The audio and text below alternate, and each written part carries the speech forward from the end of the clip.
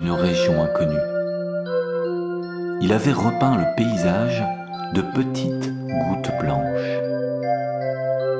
Phéotone était triste. Ces belles symphonies d'acajou doré avaient fait place à la beauté glacée du blanc. De grandes fumées montaient des cheminées.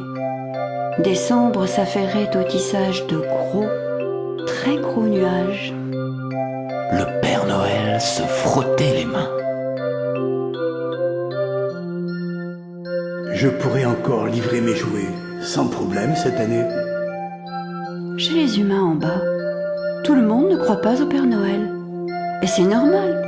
Il habite au-dessus des nuages et eux, en dessous, ils ne peuvent pas le voir. Le Père Noël vit dans le grand nord glacé et dans les nuages, avec ses attelages de reines enchantées et sa licorne magique. C'est elle qui le seconde pendant la nuit de Noël.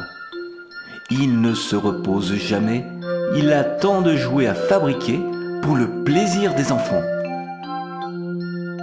Dure une vie de Père Noël, mais dites-moi les enfants, aimeriez-vous que cela change? Le Père Noël n'a pas droit à l'étourderie. Imaginez qu'il oublie de venir ou qu'il vienne pendant l'été quand tout le monde est en vacances. À qui laisserait-il les cadeaux? Je vous le demande.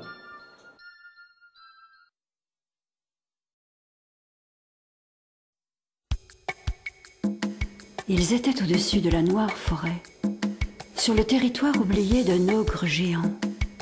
Et ce jour-là, alors que le ciel était si bas qu'il en avait la tête dans les nuages, Maître Ogre, s'éveillant d'une longue nuit, bâillait et s'étirait.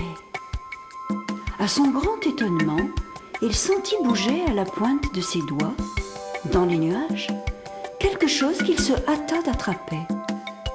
Ouvrant sa main, il vit un petit bonhomme rouge et un attelage de rennes ailées. Quelle surprise! C'était la première fois que l'ogre, à hauteur de ses cheveux, trouvait un qui-vive. De plus, cela lui semblait comestible.